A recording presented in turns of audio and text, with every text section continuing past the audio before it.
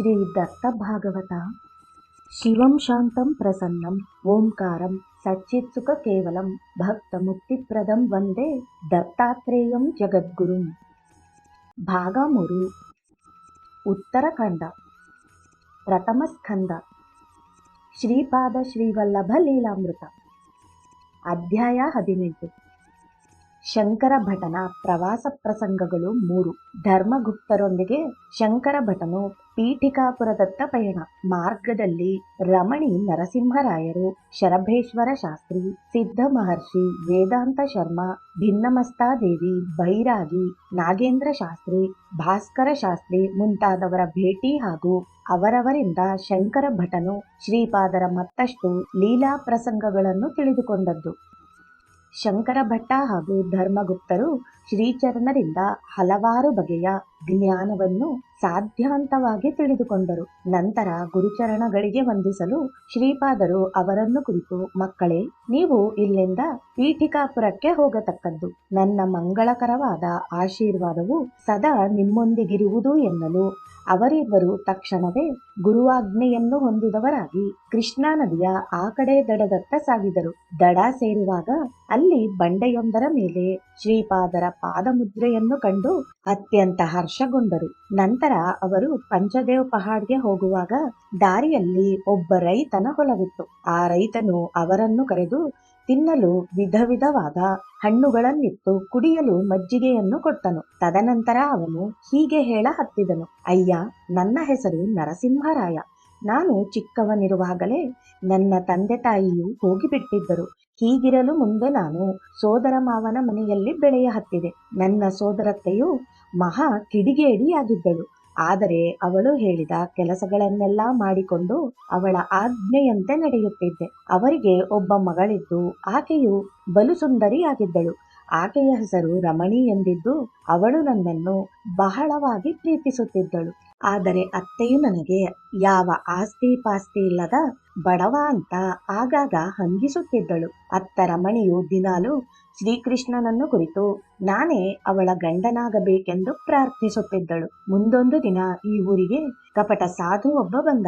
ಅವನ ಹತ್ತಿರ ಕೆಲವು ಕೈಚಳಕ ವಿದ್ಯಾರಹಸ್ಯ ಮಂತ್ರಗಳಿದ್ದವು. ಅವನನ್ನು ಕುರಿತು ನಮ್ಮತ್ತೆಯು ತಮ್ಮ ಮನೆಗೆ ಬರಲು ಕೇಳಿಕೊಳ್ಳಲು ಅವನು ನಮ್ಮ ಮನೆಗೆ ಬಂದ. ರಮಣಿ ಪೂಜಿಸುತ್ತಿದ್ದ ಮಣ್ಣಿನ ಕೃಷ್ಣನ ಮೂರ್ತಿಯನ್ನು ಹೊರಗೆ ಬಿಸಾಡಲು ಹೇಳಿದ. ನಮ್ಮತ್ತೆ ಹಾಗೆ ಮಾಡಲು ರಮಣಿ ದುಃಖಿಸಿದಳು. ಆ ಕಪಟ ಸಾಧುವು ನಮ್ಮತ್ತೆ ಮನೆಯಲ್ಲಿ ಕಾಳಿ ಪೂಜೆ ಹೂಡಿದ. ಅದಕ್ಕೆ ಹಲವು ಕೋಳಿಗಳನ್ನು ಬಲಿಕೊಟ್ಟು ಅದರಿಂದ ಮನೆಯಲ್ಲೆಲ್ಲ ರಕ್ತವಾಯಿತು. ಇದರಿಂದ ನೀವು ಬಹು ಶ್ರೀಮಂತರಾಗುವಿರೆಂದು ನಮ್ಮತ್ತೆಗೆ ನಂಬಿಸಿದ. ಆದರೆ ಅವನ ಚಿತ್ತವು ರಮಣಿ ಮೇಲೆ ಗಾಢವಾಗಿ ನೆಟ್ಟಿತು. ರಾತ್ರಿಯಾಗಲು ಅವನು ಮೆಲ್ಲಗೆ ಅವಳಿರುವಲ್ಲಿಗೆ ಹೋಗಿ ಅವಳ ಕೈ ಹಿಡಿದ. ಆಗ ಅವಳು ಚಿಟಾರನೆ ಚೀರಿ ಹತ್ತಿರವಿರುವ ಕಬ್ಬಿಣದ ಸಲಾಕೆಯಿಂದ ಅವನ ತಲೆಗೆ ಹಾಕಿದಳು. ಎಲ್ಲರೂ ಎಚ್ಚರವಾಗಿ ಅವಳತ್ತ ಓಡಿದರು. ಅಷ್ಟರಲ್ಲಿಯೇ ಅಲ್ಲಿ ಶ್ರೀಪಾದ ಶ್ರೀವಲ್ಲಭರು ಪ್ರಕಟರಾಗಿ ಆ ಕಳ್ಳ ಮಾಂತ್ರಿಕನನ್ನು ಕುರಿತು, ಏ ಕಳ್ಳ ಮಾಂತ್ರಿಕನೇ, ನಿಜವಾದ ಕಾಳಿ ಮಾತೆಯು ಯಾವುದೇ ರೀತಿಯ ಕುರಿ, ಕೋಳಿ ಇತ್ಯಾದಿ ಬಗೆಯ ಜೀವ ಬಲಿದಾನವನ್ನು ಬಯಸುವುದಿಲ್ಲ. ಏ ಮೂರ್ಖ, ಕಾಳಿ ಮಾತೆಗೆ ಪ್ರೇಮ, ದಯೆ ಮುಂತಾದ ಶುಭ ಲಕ್ಷಣಗಳಿವೆ. ಪ್ರಾಣಮಯ ಜಗತ್ತಿನಲ್ಲಿ ರಾಕ್ಷಸ ಶಕ್ತಿಗಳು, ಅಸುರಿ ಶಕ್ತಿಗಳು, ಭೂತ ಪ್ರೇತಾದಿಗಳು ಆಗಾಗ ತಾವೇ ದೇವತೆಗಳೆಂದು ಹೇಳಿಕೊಂಡು ಕ್ಷುದ್ರ ವಿದ್ಯೆಯನ್ನು ಪ್ರದರ್ಶಿಸುವುವು. ನಿನ್ನಂತಹ ಅದೆಷ್ಟೋ ಕ್ಷುದ್ರ ಮಾಂತ್ರಿಕರು ಅವುಗಳನ್ನು ಪೋಷಿಸುತ್ತಾ ಈಗಲೂ ಲೋಕಕ್ಕೆ ಬಹಳ ತೊಂದರೆ ಕೊಡುತ್ತಾ ಬಂದಿರುವರು ಎನ್ನುವಷ್ಟರಲ್ಲಿ ಆ ಕಪಟ ಮಾಂತ್ರಿಕನು ಅಲ್ಲಿಂದ ಕಾಲು ಕಿತ್ತಿದವನೇ ಎತ್ತಲೋ ಓಡಿ ಹೋಗುವನು. ಇತ್ತ ನನ್ನ ಅತ್ತೆ ಮಾವಂದಿರು ಶ್ರೀಪಾದರ ಕಾಲಿಗೆರಗಿ ತಮ್ಮನ್ನು ಕ್ಷಮಿಸಿ ಉದ್ಧರಿಸಲು ಕೇಳುವರು. ಆಗ ಕರುಣಾಸಾಗರನಾದ ಶ್ರೀಪಾದರು ಅವರನ್ನು ಹರಸಿ ನಂತರ ನನ್ನ ಮತ್ತು ರಮಣಿಯ ವಿವಾಹವನ್ನು ಸ್ವತಃ ತಾವೇ ಮಾಡಿಸಿದರು. ಆಗ ಶ್ರೀಚರಣರು ಇನ್ನು ಪೀಠಿಕಾಪುರದಲ್ಲೇ ಇದ್ದರು. ಆಗ ಅವರಿಗೆ 12 ವಯಸ್ಸಿರಬಹುದು. ಅಂದು ಅವರು ನನಗೆ ಅಕ್ಷತೆಯನ್ನಿತ್ತು, ಮುಂದೆ ಶಂಕರ ಭಟ್ಟ ಹಾಗೂ ಧರ್ಮಗುಪ್ತರು ನೀನಿರುವಲ್ಲಿಗೆ ಬರುವರು. ಆಗ ಈ ಅಕ್ಷತೆಯನ್ನು ಅವರಿಗೆ ಕೊಡುವವನಾಗೆಂದು ಆದೇಶಿಸಿದರು ಎನ್ನಲು ಎಲ್ಲರೂ ಶ್ರೀಪಾದರ ಲೀಲೆಗಳನ್ನು ಕೊಂಡಾಡಿದರು. ಶಂಕರ ಭಟ್ಟ ಹಾಗೂ ಧರ್ಮಗುಪ್ತರು ರಮಣಿ ನರಸಿಂಹನಿಂದ ಶ್ರೀಪಾದರ ಪೂರ್ವ ವೃತ್ತಾಂತದ ಇನ್ನಷ್ಟು ಪ್ರಸಂಗಗಳು ತಿಳಿದುಕೊಂಡು ಅಲ್ಲಿಂದ ಮಾರ್ಗಸ್ಥರಾದರು. ಅವರು ಕೆಲವು ಕಡೆ ಎತ್ತಿನ ಗಾಡಿಯಲ್ಲಿ ಹಾಗೂ ಕೆಲವು ಕಡೆಯಲ್ಲಿ ಕುದುರೆಯ ಮೇಲೆ ಸಾಗುತ್ತಿದ್ದರು. ಅವು ದೊರೆಯದಿದ್ದಲ್ಲಿ ನಡೆದುಕೊಂಡೇ ಹೋಗುತ್ತಿದ್ದರು. ಹಸಿವು ತೃಷೆಯಾದಾಗಲೆಲ್ಲ ಶ್ರೀಪಾದರ ಕೃಪೆಯಿಂದಾಗಿ ಏನು ಕೊರತೆಯಾಗದಂತೆ ದೊರಕುತ್ತಿತ್ತು. ಇದು ಅವರ ಲೀಲೆಗೆ ಅವರೇ ಸಾಟಿ. ಹೀಗಿರಲು ಅವರಿಬ್ಬರು ರಮಣೀ ನರಸಿಂಹನಿಂದ ನಿರೂಪ ಪಡೆದು ಮತ್ತೊಂದು ಗ್ರಾಮವನ್ನು ತಲುಪಿದರು. ಆ ಊರಿನಲ್ಲಿರುವ ಬಡ ಬ್ರಾಹ್ಮಣನೊಬ್ಬನ ಮನೆಯ ಮುಂದೆ ಹಾದು ಹೋಗುವಾಗ ಅವನ ಮನೆಯಲ್ಲಿರುವ ಸಾಮಾನುಗಳು ಬೀದಿಗೆ ಬಿದ್ದದ್ದು ಕಂಡರು. ಅದಕ್ಕೆ ಆ ಬಡ ಬ್ರಾಹ್ಮಣನು ಅದೇ ಊರಿನ ಒಬ್ಬ ಶ್ರೀಮಂತನಿಂದ ಸಾಲ ಪಡೆದಿದ್ದು, ಆ ಸಾಲ ಕೊಟ್ಟವನು ಆ ದಿನ ಈ ಬ್ರಾಹ್ಮಣನ ಮನೆಗೆ ಬಂದು ಮನೆಯಲ್ಲಿರುವ ಸಾಮಾನುಗಳನ್ನು ಹೊರಗೆ ಹಾಕಿ ಅವನಿಗೆ ಸಾಲ ಕೊಟ್ಟವನು ಈ ಮನೆಯನ್ನು ಹರಾಜಿಗೆ ಹಚ್ಚುವವನಿದ್ದನು. ಅಷ್ಟರಲ್ಲಿಯೇ ಇವರಿಬ್ಬರು ಅಲ್ಲಿಗೆ ಹೋಗಿದ್ದರು. ವಾಸ್ತವವನ್ನು ಅರಿತ ಇವರಿಬ್ಬರು ಆ ಬಡ ಬ್ರಾಹ್ಮಣನ ಸ್ಥಿತಿಯನ್ನು ಕಂಡು ಕನಿಕರಗೊಂಡರು. ಆದರೆ ಕೊಡಲು ಇವರಲ್ಲಿಯೂ ಏನೂ ಇರದೆ ಮರುಗಿದರು. ಅಷ್ಟರಲ್ಲಿ ಶಂಕರ ಭಟನು ಧೈರ್ಯ ಮಾಡಿ ಆ ಶ್ರೀಮಂತನನ್ನು ಕುರಿತು, ಅಯ್ಯ, ಈ ಅಶಕ್ತ ಬ್ರಾಹ್ಮಣನ ಮೇಲೆ ದಯೆ ತೋರಿ 2 ದಿನ ಕಾಲಾವಕಾಶವನ್ನು ಕೊಡುವವನಾಗು. ಅಷ್ಟರಲ್ಲಿ ಅವನು ಶ್ರೀಪಾದ ಶ್ರೀ ವಲ್ಲಭರ ಕೃಪೆಯಿಂದ ಪಾರಾಗುವನು. ಅದಕ್ಕೆ ನಾನೇ ಸಾಕ್ಷಿಯಾಗುವೆನು ಎನ್ನಲು ಆ ಶ್ರೀಮಂತನು ಶಂಕರ ಭಟನ ಮಾತಿಗೆ ಒಪ್ಪಿ, ಆಯ್ತು, ಅವನ ಬಾಕಿ ತೀರುವವರೆಗೆ ನೀವಿಬ್ಬರು ಈ ಊರು ಬಿಟ್ಟು ಹೋಗುವಂತಿಲ್ಲ. ಒಂದು ವೇಳೆ ಅವನು ಸಾಲ ಕೊಡದಿದ್ದಲ್ಲಿ ನಿಮ್ಮಿಬ್ಬರಿಗೂ ಶಿಕ್ಷೆ ವಿಧಿಸುತ್ತೇನೆ ಎಂದು ಗುಡುಗಲು ಶಂಕರ ಭಟನು ಪೇಚಿಗೆ ಸಿಕ್ಕಿ ಹಾಕಿಕೊಳ್ಳುವನು. ಅಷ್ಟರಲ್ಲಿ ಧರ್ಮಗುಪ್ತರು ಅವನನ್ನು ಕುರಿತು, ಶಂಕರ ಭಟ್ಟ, ಆಗಿರುವುದಕ್ಕೆ ಚಿಂತಿಸಿ ಫಲವಿಲ್ಲ. ಬ್ರಹ್ಮಲಿಖಿತವು ಹೇಗಿದೆಯೋ ಹಾಗೇ ಆಗುತ್ತದೆ. ಎಲ್ಲವೂ ಶ್ರೀಪಾದರ ಲೀಲೆಯಂತಾಗಲಿ ಎಂದು ಸಮಾಧಾನ ಹೇಳಿದರು. ಆ ದಿನ ಅವರಿಬ್ಬರು ಆ ಬಡ ಬ್ರಾಹ್ಮಣನ ಮನೆಯಲ್ಲೇ ಉಳಿದು ಹೊಟ್ಟೆಗೇನೂ ಇಲ್ಲದೆ ಶ್ರೀಪಾದರಾಜಂ ಶರಣಂ ಪ್ರಪದ್ಯೆ ಎಂಬ ನಾಮಸ್ಮರಣೆಯಲ್ಲೇ ಇರುಳು ನೂಕಿದರು.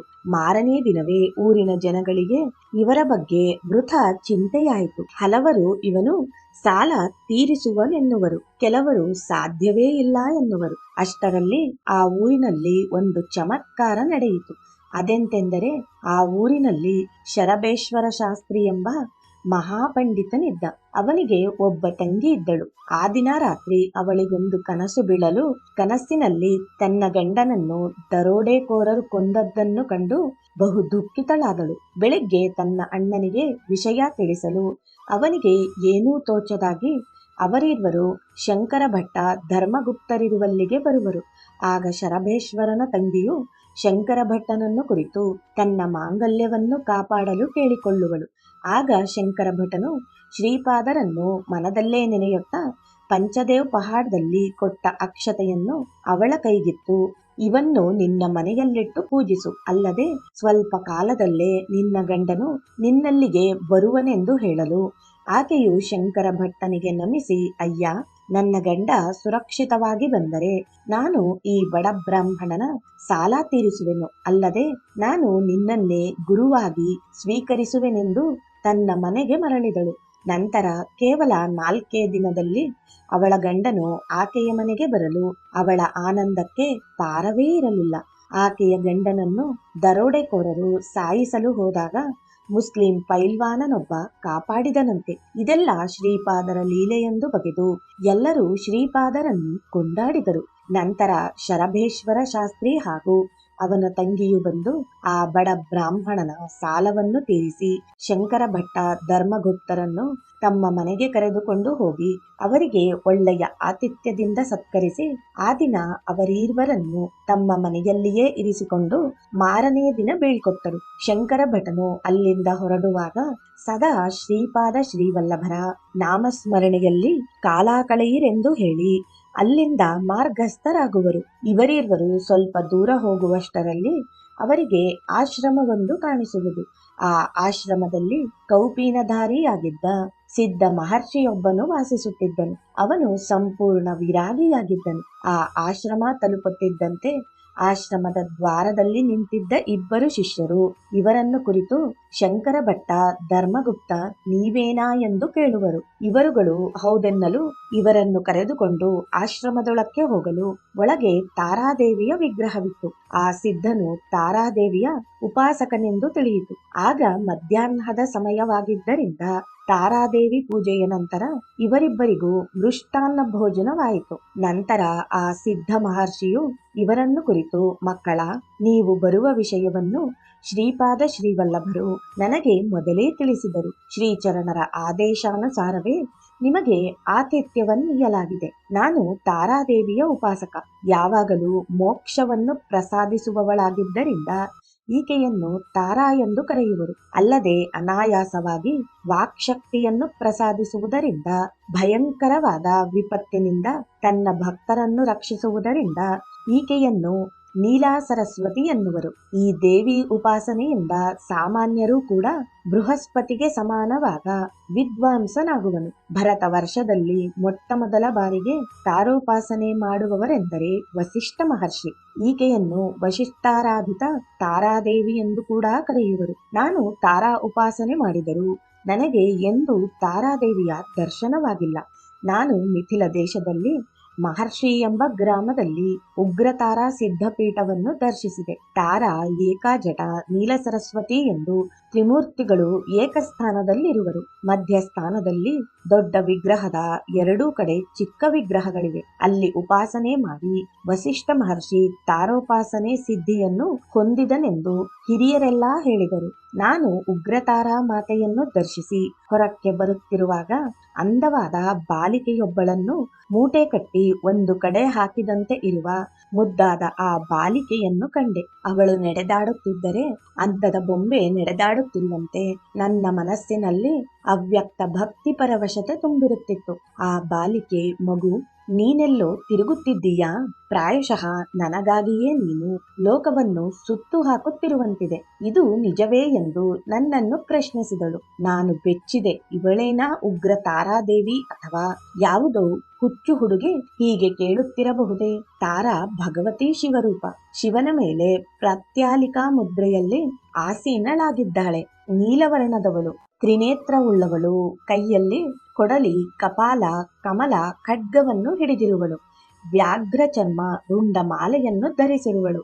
ಭೋಗಮೋಕ್ಷ ಪ್ರದಾಯಿನಿಯಾದ ಆ ದೇವಿಯ ವಾಸ್ತವ ರೂಪ. ಆದರೆ ನಾನು ನೋಡುತ್ತಿರುವುದು 12-13 ಸಂವತ್ಸರ ಮೀರಿದ ವಯಸ್ಸಿನ ಮುಗ್ಧ ಮೋಹನವಾದ ಬಾಲಿಕೆಯ ರೂಪ.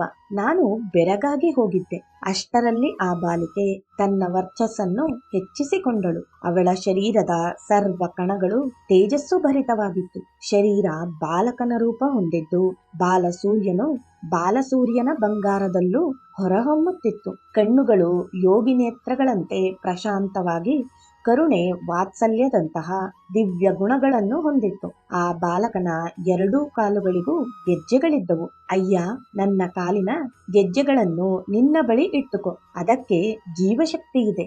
ನೀನು ಎಲ್ಲಿಗೆ ಹೋಗಬೇಕು, ಏನು ತಿನ್ನಬೇಕು, ಯಾರೊಂದಿಗೆ ಮಾತನಾಡಬೇಕು ಎಲ್ಲವನ್ನೂ ಅವುಗಳೇ ನಿರ್ಧರಿಸುತ್ತವೆ. ಹಾಗೆ ಹೇಳಿ ಆ ಹುಡುಗ ಅಂತರ್ಧಾನನಾದ.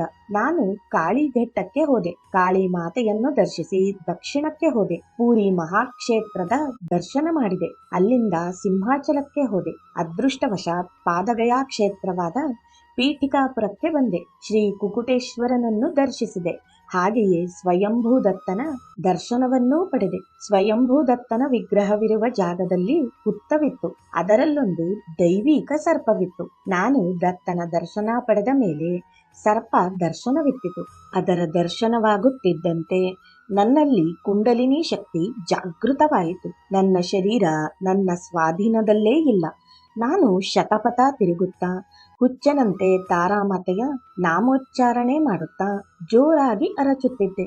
ಯೋಗವಶದಿಂದ ನಾನು ನರಸಿಂಹವರ್ಮನೆಂಬ ಕ್ಷತ್ರಿಯ ಜಮೀನುದಾರನ ಮನೆಯ ಬಳಿಗೆ ಬಂದಿದ್ದೆ. ಮಹರ್ಷಿ ಗ್ರಾಮದಲ್ಲಿ ದರ್ಶನವಿತ್ತ ಆ ದಿವ್ಯ ಬಾಲಕನೇ ನನ್ನ ಕಣ್ಣೆದುರಿಗೆ ವಾಸ್ತವವಾಗಿದ್ದನು. ವರ್ಮರ ಮನೆಯಲ್ಲಿ ಅದೊಂದು ರೀತಿಯ ಜಟಕಾ ಬಂಡಿ ಇತ್ತು. ಅದನ್ನು ಮನುಷ್ಯನೊಬ್ಬನೇ ಎಳೆಯಬಲ್ಲ. ಆ ಬಾಲಕ ಆ ಬಂಡಿಯಲ್ಲೇ ಮಾತಾ ಮಹಾಗೃಹಕ್ಕೆ ಹೋಗುವನು. ಬಾಲಕ ನೌಕರನನ್ನು ಬಂಡಿಯನ್ನು ಏರಲು ಹೇಳಿದ. ನನ್ನನ್ನು ಬಂಡಿಯನ್ನು ಎಳೆಯಲು ಹೇಳಿದ. ನಾನು ಎಳೆಯಲಾರನೆಂದೆ. ನೀನು ಇದನ್ನು ಎಳೆಯದಿದ್ದರೆ ನಿನ್ನ ಮೈ ಚರ್ಮದಿಂದ ಚಪ್ಪಲಿಯನ್ನು ಮಾಡಿಸಿಕೊಳ್ಳುವೆ. ನಾನು ಅದೇ ಕಸುಬಿನವನು. ನಿನ್ನಂತಹ ಪಶುಗಳ ಚರ್ಮ ಎಮ್ಮೆ ಹಸುವಿನ ಚರ್ಮಕ್ಕಿಂತ ಶ್ರೇಷ್ಠವಾದುದು. ನಾನು ಬೇರೆ ದಾರಿಯಿಲ್ಲದೆ ಬಂಡಿಯನ್ನು ಎಳೆಯಲು ಒಪ್ಪಿಕೊಂಡೆ. ಬಾಲಕ ತನ್ನ ಕೈಯಲ್ಲಿನ ಕೋಲಿನಿಂದ ಬಾರಿಸುತ್ತಿದ್ದ. ನಾನು ದುಃಖದಿಂದಲೂ ರಕ್ತಧಾರೆಯಾಗಿ ಹರಿಯುತ್ತಿರುವಂತೆ ಆ ಬಂಡಿಯನ್ನು ಬಾಲಕನ ಮಾತಾ ಮಹಾಗೃಹಕ್ಕೆ ಸೇರಿಸಿದೆ. ಆ ಬಾಲಕನೊಂದಿಗೆ ಬಂದ ನೌಕರ ನನ್ನ ಪರಿಸ್ಥಿತಿಯನ್ನು ನೋಡಿ ಬಹಳ ನೊಂದುಕೊಂಡ. ಆ ಬಾಲಕನಿಗೆ ಮಾತ್ರ ಇದು ವಿನೋದವಾಗಿದ್ದು, ನನ್ನ ಪಾಲಿಗೆ ಮಾತ್ರ ಅವನು ಕಟುಕನಾಗಿದ್ದ. ಈತನನ್ನು ಪ್ರೇಮ ಭಾವದಿಂದ ನೋಡಿದರೆ ನಿನ್ನನ್ನು ಶಿಕ್ಷಿಸಬೇಕಾಗುತ್ತದೆಂದು ಆ ನೌಕರನನ್ನೂ ಎಚ್ಚರಿಸಿದ. ನಾನು ಅರೆನಗ್ನನಾಗಿದ್ದೆ. ಬಾಲಕ ಮನೆಯೊಳಗಿನಿಂದ ಅರೆದ ಮೆಣಸಿನಕಾಯಿಯ ಉಂಡೆಯನ್ನು ತಂದು ರಕ್ತ ಕಾರುತ್ತಿದ್ದ ಭಾಗಕ್ಕೆ ಹಚ್ಚಿದ. ನನಗೆ ಆ ಭಾಗ ಬಾಯಿ ಬಾಯಿ ಬಡಿದುಕೊಳ್ಳುವ ಹಾಗಾಯಿತು. ಅಷ್ಟರಲ್ಲಿ ಆ ಬಾಲಕನ ಅಮ್ಮಮ್ಮ ರಾಜಮಾಂಬ ಎಂಬ ಪುಣ್ಯಮೂರ್ತಿ ಹೊರಕ್ಕೆ ಬಂದಳು. ಆಕೆ ಪುಣ್ಯರೂಪಿಣಿ ಎಂಬ ಹೆಸರುಳ್ಳವಳು. ಆಕೆಯ ದರ್ಶನ ಮಾತ್ರದಿಂದ ನನ್ನ ಶರೀರದ ಉರಿ ಮಾಯವಾಯಿತು. ಆಕೆಯ ಪತಿ ಬಾಪನಾರ್ಯರು, ಪ್ರಸಿದ್ಧ ಹೊಂದಿದ ಸತ್ಯ ಋಷೀಶ್ವರರು. ಅವರು ನನ್ನನ್ನು ಕುರಿತು, ಮಗು, ನಿನ್ನದು ಯಾವ ಊರು? ಎಲ್ಲಿಂದ ಬರುತ್ತಿದ್ದೀಯಾ? ಸ್ವಲ್ಪ ಹೊತ್ತು ವಿಶ್ರಾಂತಿ ತೆಗೆದುಕೊಂಡು ಭೋಜನ ಮಾಡಿ ಹೊರಡು ಎಂದು ಹಿಂದೂಸ್ಥಾನಿ ಭಾಷೆಯಲ್ಲಿ ಹೇಳಿದರು. ಆ ನೌಕರ ಬಾಲಕ ಮಾಡಿದ ದುಷ್ಟ ಕೆಲಸವನ್ನು ಅಮ್ಮಮ್ಮನಿಗೂ ತಾತನವರಿಗೂ ಭಿನ್ನವಿಸಿದ. ಆಗ ಶ್ರೀಪಾದರು, ಅಮ್ಮಮ್ಮ, ಈ ನೌಕರ ಸುಳ್ಳು ಹೇಳುತ್ತಿದ್ದಾನೆ. ಇವನಿಗೆ ರಕ್ತ ಬಂದೇ ಇಲ್ಲ. ಅದು ಬೆವರು. ನಾನು ಹಚ್ಚಿದ್ದು ಮೆಣಸಿನಕಾಯಿ ಖಾರವಲ್ಲ, ಚಂದನ ಎಂದರು. ಆ ನೌಕರನನ್ನು ಪರಿಶೀಲಿಸಲು ಹೇಳಿದರು. ನೌಕರ ನೋಡಿದಾಗ ಶ್ರೀಪಾದರು ಹೇಳಿದ್ದೇ ನಿಜವಾಗಿತ್ತು. ಬಾಪನಾರ್ಯರು, ಶ್ರೀಪಾದ, ನೀನು ಸತ್ಯವಂತ. ಬೆವರು ಇದೆ ಎಂದ ಕಡೆ ಬೆವರು, ಚಂದನವಿದೆ ಎಂದು ಹೇಳುವಲ್ಲಿ ಚಂದನ. ನೀನು ಏನು ಇದೆ ಎಂದು ಹೇಳಿದ ಕಡೆ ಅದೇ ಇರುವುದು. ನೀನು ಸಾಕ್ಷಾತ್ ಉಗ್ರ ತಾರಾದೇವಿ ರೂಪವೆಂದೆನಿಸುತ್ತದೆ. ಉಗ್ರ ತಾರಾದೇವಿ ವಾಕ್ಸಿದ್ಧಿಯನ್ನು ಪ್ರಸಾದಿಸುವಳೆಂದು ಕೇಳಿದ್ದೆ.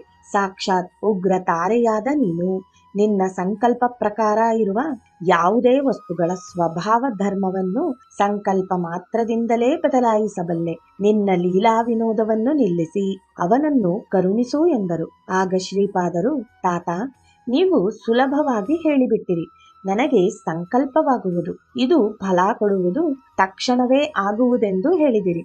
ಇದು ಸತ್ಯವೋ ಅಲ್ಲವೋ ನಿರ್ಣಯಿಸಲು ಶಾಸ್ತ್ರದ ಸಹಾಯ ಬೇಕು. ಈ ಆಗಂತುಕ ಸದ್ಬ್ರಾಹ್ಮಣ ಉಗ್ರ ತಾರೆಯನ್ನು ಉಪಾಸಿಸುವವನು ಒಳ್ಳೆಯದು. ಆದರೆ ಸನ್ಯಾಸ ದೀಕ್ಷೆಯನ್ನು ಗುರುವಿನಿಂದ ಸ್ವೀಕರಿಸದೆ ತನಗೆ ತೋರಿದ ರೀತಿಯಲ್ಲಿ ಸನ್ಯಾಸಿಯಾಗಿರುವನು.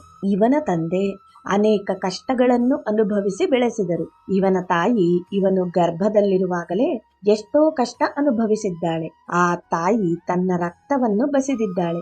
ಗಾಯವಾಗಿ ರಕ್ತ ಹರಿದಾಗ, ಖಾರ ಹಚ್ಚಿದಾಗ ಎಷ್ಟು ನೋವಾಯಿತು, ಅಷ್ಟು ನೋವನ್ನು ಇವನ ತಾಯಿ ಅನುಭವಿಸಿದ್ದಾಳೆ. ಅವರಿಬ್ಬರೂ ಮರಣಿಸಿ ಅದೃಷ್ಟವಶಾತ್ ಪೀಠಿಕಾಪುರದಲ್ಲಿ ಹುಟ್ಟಿದ್ದಾರೆ. ಆ ನರಸಿಂಹವರ್ಮರ ಮನೆಯಲ್ಲಿರುವ ನೌಕರ ಬೇರೆ ಯಾರೂ ಅಲ್ಲ, ಈ ಬ್ರಾಹ್ಮಣನ ಪೂರ್ವಜನ್ಮದ ತಂದೆಯೇ. ಅವನ ಪತ್ನಿ ಪೂರ್ವಜನ್ಮದಲ್ಲಿ ತಾಯಿಯೇ.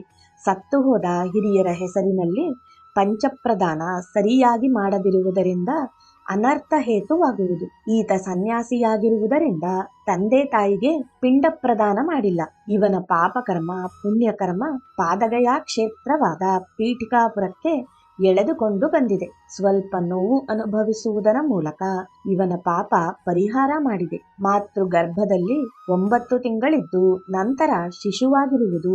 ಕಾಶಿ ಕ್ಷೇತ್ರದಲ್ಲಿ 9 ತಿಂಗಳಾಗಲಿ 9 ದಿನವಾಗಲಿ 9 ಗಂಟೆಯಾಗಲಿ ಇದ್ದರೆ ಪಿತೃಶಾಪವು ಪರಿಹಾರವಾಗುವುದು. ಪೀಠಿಕಾ ಕ್ಷೇತ್ರವು ಕಾಶಿಗೆ ಸಮಾನವಾದ ಕ್ಷೇತ್ರ. ಈ ಬ್ರಾಹ್ಮಣ 9 ದಿನಗಳು ಪೂರ್ವಜನ್ಮದ ಮಾತಾಪಿತೃಗಳ ಸೇವೆಯನ್ನು ಮಾಡಿದ್ದಲ್ಲಿ ಪಿತೃದೇವತೆಗಳ ಶಾಪ ಪರಿಹಾರವಾಗುವುದು ಎಂದರು.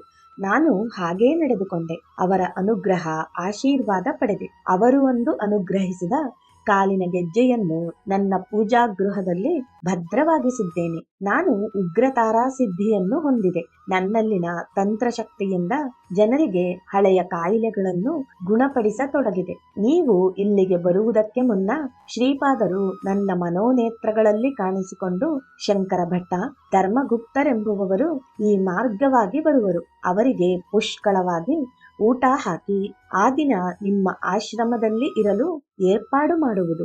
ನನ್ನ ಕಾಲಿನ ಗೆಜ್ಜೆಯನ್ನು ಅವರಿಗೆ ಉಡುಗೊರೆಯಾಗಿ ನೀಡೆಂದು ಆದೇಶಿಸಿದರು. ಆ ಸಿದ್ಧ ಮಹರ್ಷಿಯು ಶಂಕರ ಭಟ್ಟ ಹಾಗೂ ಧರ್ಮಗುಪ್ತರಿಗೆ ಶ್ರೀಪಾದರ ಹಿಂದಿನ ಪ್ರಸಂಗಗಳನ್ನು ಸವಿವರವಾಗಿ ಹೇಳಿದರು.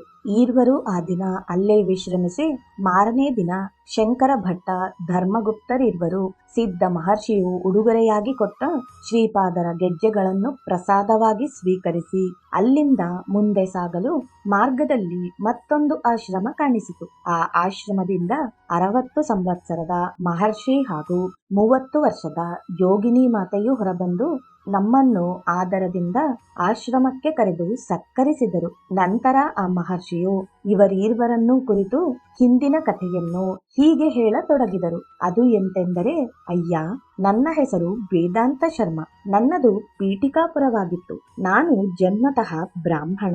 ಈಕೆ ಮೋಚಿಯವಳು. ನಮ್ಮ ಮನೆಯಲ್ಲಿ ಮಾತಂಗಿ ಮಾತೆಯ ಪೀಠವಿದೆ. ದಶಮಹಾವಿದ್ಯೆಯಲ್ಲಿ ಒಂದಾದ ಮಾತಂಗಿಯನ್ನು ನಾವು ಆರಾಧಿಸುತ್ತೇವೆ. ಹಿಂದೆ ನಾನು ಪೀಠಿಕಾಪುರದಲ್ಲಿದ್ದಾಗ ಬ್ರಾಹ್ಮಣ ಪರಿಷತ್ತು ಏರ್ಪಟ್ಟಿತ್ತು. ಆಗ ನಾನು ಆ ಬ್ರಾಹ್ಮಣ ಪರಿಷತ್ತಿನ ಅಧ್ಯಕ್ಷನಾಗಲು ಹಪಹಪಿಸಿದೆ. ಅದು ಶ್ರೀಪಾದರ ಸಹಿತವಾಗಿ ಅವರ ಹಿರಿಯರನ್ನು ಕುಲಭ್ರಷ್ಟರನ್ನಾಗಿಸಿ ಅವರನ್ನು ಕುಲದಿಂದ ಹೊರತಳ್ಳುವ ಉದ್ದೇಶವೇ ನಮ್ಮದಾಗಿತ್ತು.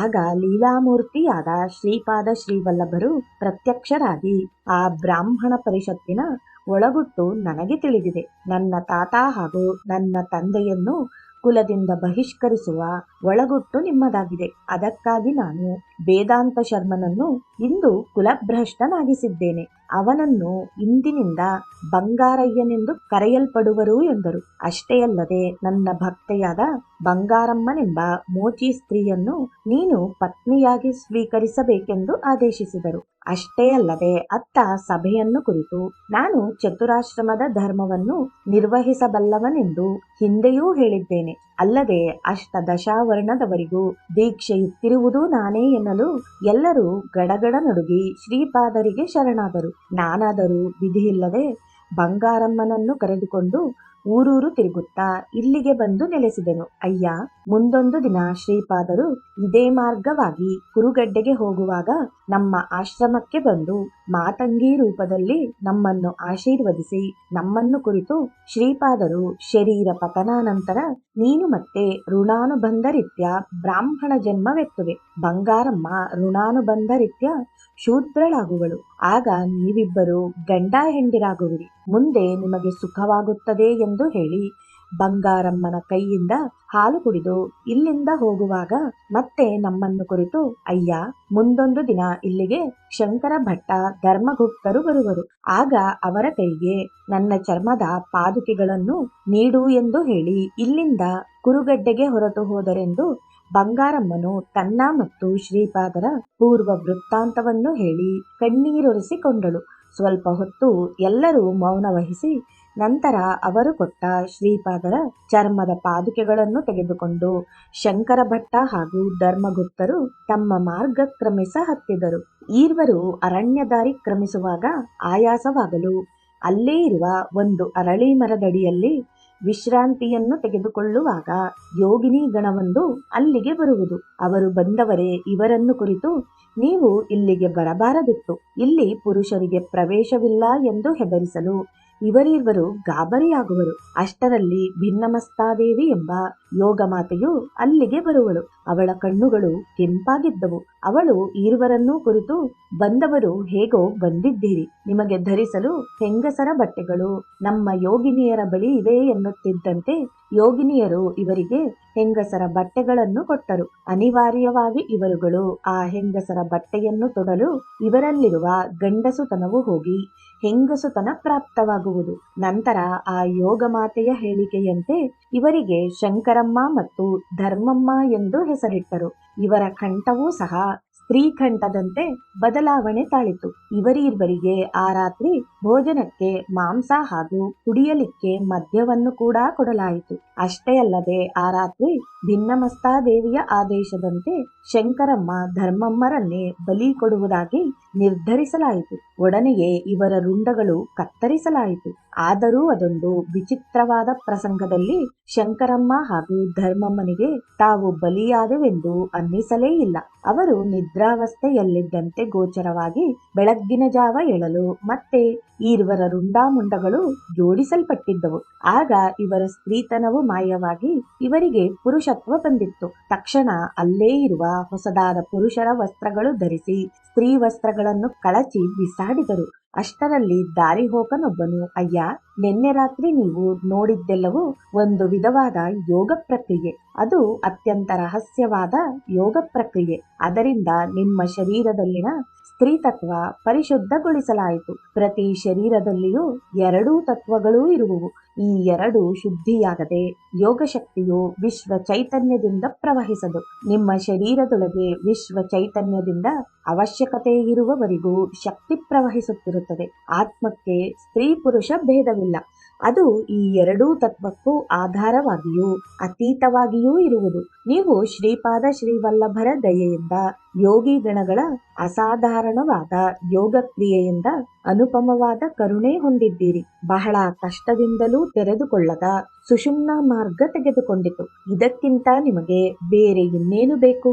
ಇಂತಹ ಮಹಾಭೋಗವು ನಿಮಗೆ ದೊರಕಲು ಶ್ರೀಚರಣರ ಚರ್ಮದ ಪಾದುಕೆಗಳು ನಿಮ್ಮ ಬಳಿ ಇದ್ದುದೇ ಕಾರಣ. ಚರ್ಮ ದೇಹದಿಂದ ಚೈತನ್ಯದಿಂದ ನೀವು ಬಿಡುಗಡೆಯಾಗುವ ಚೈತನ್ಯ ಪ್ರವಾಹ ರೂಪವಾದ ದಿವ್ಯತ್ವದಿಂದ ಅನುಸಂಧಾನ ಮಾಡಿರುವುದು.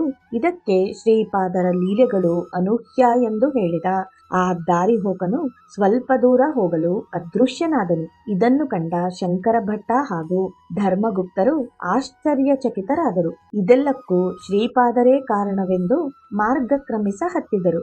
ಅವರಿಬ್ಬರು ಪೀಠಿಕಾಪುರದತ್ತ ಸಾಗಲು ಮಾರ್ಗ ಮಧ್ಯದಲ್ಲಿ ಒಬ್ಬ ಬೈರಾಗಿಯೂ ಎದುರಾದ. ಅವನು ಒಂದು ಅರಳಿ ಮರದಡಿಯಲ್ಲಿ ಕುಳಿತಿದ್ದ. ಅವನ ಕಣ್ಣುಗಳು ತೇಜೋಮಯವಾಗಿದ್ದವು. ಇವರು ಅವನ ಹತ್ತಿರ ಹೋಗುತ್ತಿದ್ದಂತೆ ಆತ, ನೀವು ಶಂಕರ ಭಟ್ಟ ಧರ್ಮಗುಪ್ತರೇ ಎಂದು ಪ್ರಶ್ನಿಸಿದ. ಅದಕ್ಕೆ ಇವರು ಹೂಗೊಡಲು ಅವನು ಮತ್ತೆ ಇವರನ್ನು ಕುರಿತು, ಇಲ್ಲಿ ಸ್ವಲ್ಪ ಹೊತ್ತು ವಿಶ್ರಾಂತಿ ತೆಗೆದುಕೊಳ್ಳಿ ಎಂದು ಹೇಳಿದ. ನಂತರ ಸ್ವಲ್ಪ ಹೊತ್ತಿನಲ್ಲಿ ಶಂಕರ ಭಟ್ಟನನ್ನು ಕುರಿತು, ನಿಮ್ಮಲ್ಲಿ ಶ್ರೀಪಾದರ ಚರ್ಮದ ಪಾದುಕೆಗಳಿವೆಯಲ್ಲವೇ? ಅವುಗಳನ್ನು ನನಗೊಪ್ಪಿಸಿ ನನ್ನಲ್ಲಿರುವ ಕಾಲನಾಗನ ಮಣಿಯನ್ನು ನೀವು ಸ್ವೀಕರಿಸಬಹುದು ಎಂದ. ಅದಕ್ಕೆ ಇವರು ಒಪ್ಪಿ ಹಾಗೇ ಮಾಡಿದರು. ನಂತರ ಶಂಕರ ಭಟ್ಟನು ಆ ಬೈರಾಗಿಯನ್ನು ಕುರಿತು, ಅಯ್ಯ, ನಾನು ಶ್ರೀಪಾದರ ದಿವ್ಯ ಚರಿತ್ರೆಯನ್ನು ಬರೆಯುವ ಸಂಕಲ್ಪದಲ್ಲಿದ್ದೇನೆ. ಅವರ ಜೀವನದಲ್ಲಿ ಒಂದೊಂದು ಸಂವತ್ಸರದಲ್ಲಿ ನಡೆದ ಘಟನೆಗಳು ಹೇಳುವ ಒಬ್ಬೊಬ್ಬ ಅವರ ಭಕ್ತರು ತಾನಾಗೆ ಎದುರುಗೊಳ್ಳುತ್ತಿದ್ದಾರೆ. ಇದಕ್ಕೆ ಕಾರಣವೇನು ಎಂದು ಪ್ರಶ್ನಿಸಿದ. ಅದಕ್ಕೆ ಆ ಬೈರಾಗಿಯು, ಶ್ರೀಪಾದರು ಆದಿಭೈರವಿ ಭೈರವರ ಸಂಯುಕ್ತ ರೂಪ. ಕಾಲವನ್ನು ನಿರ್ಧರಿಸುವ ಕಾಲಭೈರವರೂ ಅವರೇ. ಅವರು ಕಾಲಸ್ವರೂಪ. ಅವರು ಯಾವಾಗ ಯಾವ ಘಟನೆಯನ್ನು ನಡೆಸುವರೋ ಅದು ಅವರಿಗೇ ತಿಳಿಯುವುದು. ಅದಕ್ಕೆ ಅವ್ಯಕ್ತವಾಗಿರುವ ಶ್ರೀಪಾದರ ಸಂಕಲ್ಪ ಸ್ವರೂಪ ತಿಳಿಯಲು ದೇಶ ಕಾಲದಲ್ಲಿ ಬಂದಿಯಾಗಿರುವ ಯಾವ ಜೀವಿಗೂ ಸಾಧ್ಯವಿಲ್ಲ. ದೇಶಕಾಲದಲ್ಲಿ ಆಡುವುದೆಂದರೆ ಅವರಿಗೆ ಚಂಡಿನಾಟವಿದ್ದಂತೆ. ಜೀವಿಗಳ ವಿಕಾಸ ಕ್ರಮ, ಆಯಾ ಜೀವಿಗಳ ಸ್ವಭಾವ, ಅವುಗಳ ಧರ್ಮ, ಕರ್ಮ, ಫಲ, ಪ್ರಭಾವ ಎಲ್ಲವೂ ಅವರ ಅಧೀನ. ಅವರು ಪಂಡಿತನೆಂದು ಗರ್ವಿಸುವವರನ್ನು ಅವರ ಆಜ್ಞಾವರ್ತಿಗಳಾಗಿ ಬದಲಾಯಿಸಬಲ್ಲರು. ಮಹಾ ಪೆದ್ದನನ್ನು ಸಮಸ್ತ ವೇದಾಂಗವೂ ತಿಳಿದ ಪಂಡಿತನನ್ನಾಗಿ ಬದಲಾಯಿಸಬಲ್ಲರು. ಅವರದು ಯೋಗ ಸಂಪನ್ನ ಅವತಾರ. ಅವರನ್ನು ಅವತಾರ ಪುರುಷನಾಗಿ ಸಾಕ್ಷಾತ್ ದತ್ತಪ್ರಭುವಾಗಿ ಗುರುತಿಸಲು ಪಾಪ ರಾಶಿಯೆಲ್ಲವೂ ದಗ್ಧವಾಗಬೇಕು. ಪುಣ್ಯ ರಾಶಿಗಳು ಗುಡ್ಡೆ ಗುಡ್ಡೆಯಾಗಿ ಬೀಳಬೇಕು. ಇದು ಸಾಮಾನ್ಯ ನಿಯಮ. ಆದರೆ ಅವರ ಕೃಪಾ ಕಟಾಕ್ಷ ಉಂಟಾದವರಿಗೆ ಈ ಸಾಮಾನ್ಯ ನಿಯಮಗಳಿಗೆ ಅತೀತವಾಗಿ ಅವರು ಭಕ್ತ ಸಂರಕ್ಷಣ ಮಾಡುವರು. ಅವರು ಕ್ಷಣ ಕ್ಷಣವೂ ಲೀಲಾವಿಹಾರಿ. ಶ್ರೀಪಾದ ಶ್ರೀವಲ್ಲಭರ ಚರಿತಾಮೃತವನ್ನು ಅಧ್ಯಯನ ಮಾಡುವವರಿಗೆ ಒಂದು ಕ್ರಮ ಪದ್ಧತಿಯಲ್ಲಿ ವಿಕಾಸ ಕಾರ್ಯಕ್ರಮ ನಡೆಯುತ್ತಿರುತ್ತದೆ. ಹಾಗೆಂದೇ ಅವರ ಜೀವನದಲ್ಲಿ ಒಂದೊಂದು ಸಂವತ್ಸರದಲ್ಲಿ ನಡೆದ ಒಂದರ್ಥ ಲೀಲೆಗಳು ಮಾತ್ರವೇ ನಿನಗೆ ತಿಳಿಸಲಾಗುತ್ತಿದೆ. ಅವು ಕೂಡ ಕ್ರಮಾನುಗತವಾಗಿ ತಿಳಿಸುತ್ತಿರುವುದು ಅವರ ದಿವ್ಯ ಲೀಲೆಯಲ್ಲಿನ ಅಂತರ್ಭಾಗ. ಅವರು ಕೇವಲ ಭೂಗೋಳದ ವಿಕಾಸಕ್ಕಾಗಿಯೇ ಅವತರಿಸಿದ್ದಾರೆಂದುಕೊಳ್ಳುವುದು ತಪ್ಪು. ಅನೇಕ ಕೋಟಿ ಬ್ರಹ್ಮಾಂಡದಲ್ಲಿ ಅನುಕ್ಷಣವೂ ಸೃಷ್ಟಿ ಸ್ಥಿತಿ ಲಯಗಳಾಗುತ್ತವೆ. ಅವುಗಳಲ್ಲಿನ ಪರಿಣಾಮ ಕ್ರಮವೆಲ್ಲವೂ ಅವರ ಹಸ್ತಗತವಾಗಿರುತ್ತದೆ. ಅವರ ದಿವ್ಯ ನೇತ್ರದ ಚಾಲನೆಯಲ್ಲೇ ಕೋಟ್ಯಾನುಕೋಟಿ ಬ್ರಹ್ಮಾಂಡದಲ್ಲಿ ವೃದ್ಧಿ ಕ್ಷಯವಾಗುತ್ತಿರುತ್ತದೆ.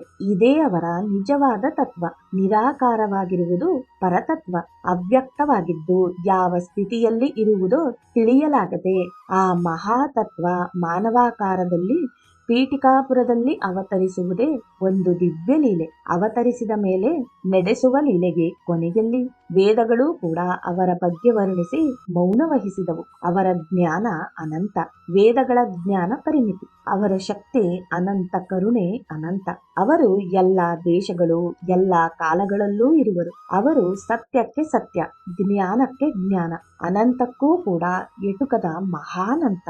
ನಾನು ವಾಸ್ತವದಲ್ಲಿ ಬಂಗಾಳ ದೇಶವಾಸಿ ಹಾಗೂ ಬಗಳಾಮುಖಿ ಆರಾಧಕ. ಆಕೆ ಮಹಾವಿದ್ಯೆಗಳಲ್ಲಿ ಒಬ್ಬಳು. ಶತ್ರು ನಾಶವನ್ನು ಬಯಸುವವರು ಈ ದೇವಿಯನ್ನು ಆರಾಧಿಸುವವರು. ಸಮಷ್ಟಿ ರೂಪದಲ್ಲಿ ಪರಮೇಶ್ವರನ ಸಂಹಾರ ಶಕ್ತಿಯು ಬಗಳಾದೇವಿಯೇ. ಈ ದೇವಿಯನ್ನು ಆರಾಧಿಸುವುದರಿಂದ ವಾಕ್ಸಿದ್ಧಿಯಾಗುತ್ತದೆ. ಅಂದರೆ ಮನೋವಾಕ್ಯ ಕರ್ಮಗಳಲ್ಲಿ ಏಕತ್ಸ ವಹಿಸಿ ಧರ್ಮಬದ್ಧವಾದ ಜೀವನವನ್ನು ನಡೆಸುವವರು. ಯಾವ ಮಾತು ಹೇಳಿದರೂ ಅದು ಸತ್ಯವಾಗುವುದು. ವಾಕ್ಯಿಗೂ ವತಾ ಪಶ್ಯಂತಿ ಮಾಧ್ಯಮ ಎಂಬ ಭೇದಗಳಿರುವುದು. ಸತ್ಯಯುಗದಲ್ಲಿ ಸಮಸ್ತ ಜಗತ್ತನ್ನೂ ನಾಶ ಮಾಡುವ ಭಯಂಕರವಾದ ಬಿರುಗಾಳಿಯೊಂದು ಬಂದಿತು. ಜೀವಿಗಳಿಗೆ ಬಂದ ಸಂಕಟವನ್ನು ಕಂಡು ವಿಷ್ಣು ಭಗವಾನ್ ಚಿಂತಾಗ್ರಸ್ತನಾದ. ಆಗ ಅವನು ತಪಸ್ಸು ಮಾಡಲು ಶ್ರೀವಿದ್ಯಾ ಮಹಾದೇವಿ ಬಗಳಾಮುಖಿ ರೂಪದಲ್ಲಿ ಆವಿರ್ಭವಿಸಿ ಶ್ರೀಮನ್ನಾರಾಯಣನಿಗೆ ದರ್ಶನವಿತ್ತು ಬಿರುಗಾಳಿಯನ್ನು ತಡೆದಳು. ಆಕೆಯನ್ನು ವೈಷ್ಣವಿ ದೇವಿಯಾಗಿ ಕೂಡ ಕೆಲವರು ಭಾವಿಸಿದರು. ಮಂಗಳವಾರ ಚತುರ್ದಶಿ ಅರ್ಧರಾತ್ರಿ ಸಮಯದಲ್ಲಿ ಆಕೆ ಆವಿರ್ಭವಿಸಿದ್ದು. ಅವಳು ಸ್ತಂಭನ ಶಕ್ತಿ ಸ್ವರೂಪಿಣಿಯೂ ಹೌದು. ಆಕೆಯಿಂದಲೇ ಆದಿತ್ಯ ಮಂಡಲ ನಿಂತಿರುವುದು, ಹಾಗೆಯೇ ಸ್ವರ್ಗ ನಿಂತಿರುವುದು. ಇಹಲೋಕ ಸುಖ, ಪರಲೋಕ ಸುಖವನ್ನು ಆಕೆ ಪ್ರಸಾದಿಸುವವಳು. ಸಾಧಕನ ಜೀವನದಲ್ಲಿ ಅಲ್ಲೋಲ ಕಲ್ಲೋಲ ಎಬ್ಬಿಸುವ ದುಷ್ಟ ಶಕ್ತಿಗಳನ್ನು, ದುರದೃಷ್ಟವನ್ನುಂಟು ಮಾಡುವ ಅಂಶಶಕ್ತಿಗಳನ್ನು, ಅಂದರೆ ಕತ್ತಲಿನ ಶಕ್ತಿಗಳನ್ನು ಈಕೆ ತಡೆದು ಸಾಧಕನ ಪುರೋಗತಿಗೆ ಅಭಯದಾನವನ್ನೀಯುವಳು. ಈಕೆಯನ್ನು ಬಡಗಾಮುಖಿ, ಜಾತವೇದಾಮುಖಿ, ಉಲ್ಕಾಮುಖಿ, ಜ್ವಾಲಾಮುಖಿ, ಬೃಹದ್ಭಾನುಮುಖಿ ಎಂದೆಲ್ಲಾ ಕರೆಯುವರು. ಪ್ರಪ್ರಥಮವಾಗಿ ಬ್ರಹ್ಮದೇವ ಬಗಳ ಮಹಾವಿದ್ಯೋಪಾಸನೆ ಮಾಡಿದ. ಈ ದೇವಿಯನ್ನೇ ಪ್ರಪ್ರಥಮವಾಗಿ ಬ್ರಹ್ಮದೇವ ಬಗಳ ಮಹಾವಿದ್ಯೋಪಾಸನೆ ಮಾಡಿದ. ಈ ದೇವಿಯನ್ನೇ ಬ್ರಹ್ಮದೇವ ಬಾಲರೂಪದಲ್ಲಿ ದರ್ಶಿಸಿ ತಿರುಮಲದಲ್ಲಿ ಅರ್ಚಿಸಿದ. ಬ್ರಹ್ಮ ಈ ಮೂರ್ತಿಯನ್ನು ಶ್ರೀ ಪದ್ಮಾವತಿ ಸಮೇತ ವೆಂಕಟೇಶ್ವರನಾಗಿ ಕೂಡ ಅರ್ಚಿಸಿ ಬ್ರಹ್ಮೋತ್ಸವಕ್ಕೆ ಶ್ರೀಕಾರವನ್ನು ಹಾಕಿದ. ಈ ಮಹಾವಿದ್ಯೆಯನ್ನು ಬ್ರಹ್ಮದೇವ ಸನಕಾದಿ ಮಹರ್ಷಿಗಳಿಗೆ ಉಪದೇಶಿಸಿದ. ನಂತರ ಬ್ರಹ್ಮ ಈ ಬಗಳಾಮುಖಿಯನ್ನು ಉಪಾಸಿಸಿದವರಲ್ಲಿ ವಿಷ್ಣು ಮುಖ್ಯಸ್ಥ. ನಂತರ ಪರಶುರಾಮನು ಕೂಡ ಈ ದೇವಿಯನ್ನು ಉಪಾಸಿಸಿದ. ನಾನು ತೀರ್ಥಯಾತ್ರೆ ಮಾಡುತ್ತಾ ಪೀಠಿಕಾಪುರಕ್ಕೆ ಬಂದೆ. ಶ್ರೀ ವೆಂಕಟೇಶ್ವರನನ್ನು ದರ್ಶಿಸಿದೆ. ಅಲ್ಲಿ ಅಂದವಾದ ಬಾಲಕನನ್ನು ಕಂಡೆ ಎಂದು ಹೇಳಿದ. ಆ ಬಾಲಕ ನನ್ನೊಂದಿಗೆ, ನೀನು ಬಂಗಾಳ ದೇಶದಿಂದ ಬಂದವನೆಂದು ನನಗೆ ಗೊತ್ತು. ನಾನು ಬಹಳ ಕಾಲದಿಂದಲೂ ಈ ಮಧ್ಯಕಾಲದವರೆಗೂ ಇದೇ ಆಲಯದಲ್ಲಿ ಸ್ವಯಂಭೂ ದತ್ತನೆಂದು ಬಂದಿಯಾಗಿದ್ದೇನೆ. ನನಗೆ ತುಂಬಾ ಶೆಕೆಯಾಗುತ್ತಿದೆ, ಉಸಿರಾಡಲೂ ಆಗುತ್ತಿಲ್ಲ. ಅರ್ಚಕರನ್ನು ಶೀತೋಪಚಾರ ಮಾಡಲು ಕೇಳಿದೆ. ಅದಕ್ಕವರು ನಿರಾಕರಿಸಿದರು. ಬೇರೆ ದಾರಿಯಿಲ್ಲದೆ ನಾನೇ ಹೊರಕ್ಕೆ ಹೋಗುವೆನೆಂದೆ. ನೀನು ಹೋಗುವುದಲ್ಲ, ನಾನೇ ನಿನ್ನನ್ನು ಹೊರಗಟ್ಟುವೆವು ಎಂದರು. ಅದಕ್ಕೆ ನಾನು ಹೊರಕ್ಕೆ ಬಂದು ಸ್ವಲ್ಪ ಕಾಲವಾಯಿತು ಎಂದ. ನನಗೆ ಆ ಬಾಲಕನ ಮಾತಿನ ಒಳ ಅರ್ಥ ತಿಳಿಯದು. ಅವನೇ ಸಾಕ್ಷಾತ್ ದತ್ತಪ್ರಭುವೆಂದು ಅವರಿಗೆ ತಕ್ಕಂತಹ ಅರ್ಚನಾದಿಗಳು ಶ್ರದ್ಧಾ ಭಕ್ತಿಯಿಂದ ನಡೆಯುತ್ತಿಲ್ಲವೆಂದು ಅಸ್ಪೃಶ್ಯತೆಯನ್ನು ಬಹಳವಾಗಿ ಆಚರಿಸುತ್ತಿರುವ ಕಾರಣವು ಬ್ರಾಹ್ಮಣರು ಅಸ್ಪೃಶ್ಯರನ್ನು ಒಳಗೆ ಬಿಡುತ್ತಿಲ್ಲ. ದೀನ ದಲಿತರನ್ನು ರಕ್ಷಿಸಲು ದತ್ತಪ್ರಭುವೇ ಅವತರಿಸಿರುವರೆಂದು ನನಗರ್ಥವಾಯಿತು. ನಾನು ಅವರನ್ನು ಕುರಿತು, ಅಪ್ಪ, ನನಗೆ ದೇವತಾ ರೂಪದಲ್ಲಿ ದರ್ಶನವಿತ್ತು ನನ್ನನ್ನು ಧನ್ಯವಾಗಿಸಬೇಕೆಂದು ಕೋರಿದೆ. ಆ ಮಹಾಪ್ರಭುವು ಮಂದಹಾಸ ಬೀರಿದರು. ನಾನು ಬಗಳಾದೇವಿಯನ್ನು ದರ್ಶಿಸಿದೆ. ಆ ಮಹಾ ತೇಜಸ್ಸನ್ನು ಈ ಸಾಮಾನ್ಯ ಕಣ್ಣುಗಳು ನೋಡದಾದವು. ನಾನು ಮೂರ್ಛೆ ಹೋದೆ. ಅಲ್ಲಿಂದ ಕೆಲವರು ನನ್ನನ್ನು ಅಲ್ಲೇ ಚಾಪೆ ಹಾಸಿ ಮಲಗಿಸಿದರು. ನಿಜವಾಗಿಯೂ ನನಗೆ ಮೂರ್ಛೆ ಬಂದಿರಲಿಲ್ಲ. ಅವರು ಬ್ರಹ್ಮಾನಂದಾನುಭೂತಿ ಕೊಟ್ಟಿದ್ದರು. ಆ ದಿವ್ಯಾನಂದವನ್ನು ಮರವೊಂದರ ಕೆಳಗೆ ಅನುಭವಿಸುತ್ತಾ 8 ದಿನಗಳ ನಂತರವೂ ಅಲ್ಲೇ ಇದ್ದೆ. ನಾಡಿಯ ಚಲನೆ, ಹೃದಯದ ಬಡಿತ ಇರಲಿಲ್ಲ. ಊರಿನಲ್ಲಿದ್ದವರಿಗೆ ನನ್ನ ಸ್ಥಿತಿ ಏನೆಂದೂ ತಿಳಿಯಲಿಲ್ಲ. ನನ್ನ ವಿಷಯ ಪೀಠಿಕಾಪುರದಲ್ಲಿ ರೆಕ್ಕೆ ಪುಕ್ಕ ಕಟ್ಟಿಕೊಂಡು ಹರಡಿತು. ಯಾರೋ ಬ್ರಾಹ್ಮಣ ಬೈರಾಗಿ ಶ್ರೀ ಕುಕುಟೇಶ್ವರ ಆಲಯವನ್ನು ಪ್ರವೇಶಿಸಿದನೆಂದು, ಸ್ವಯಂಭೂದತ್ತನನ್ನು ದರ್ಶಿಸಿದನೆಂದು, ಅವನು ಕ್ಷುದ್ರ ಮಾಂತ್ರಿಕನಾಗಿದ್ದರಿಂದ ತನ್ನ ಮಾಂತ್ರಿಕ ಶಕ್ತಿಯನ್ನು ಕುಕುಟೇಶ್ವರನ ಮೇಲೂ ಸ್ವಯಂಭೂದತ್ತನ ಮೇಲೂ ಪ್ರಯೋಗಿಸಲು ಪ್ರಯತ್ನಿಸಿದ. ಆದರೆ ಅರ್ಚಕರ ನೇಮಾನಿಷ್ಠೆಯಿಂದ ಕುಕುಟೇಶ್ವರನ ಶಕ್ತಿ ಸ್ವಯಂಭೂದತ್ತನ ಶಕ್ತಿಯನ್ನು ಇಲ್ಲದಂತೆ ಮಾಡಲು ಅಲ್ಲೇ ನಿಂತಿದ್ದ.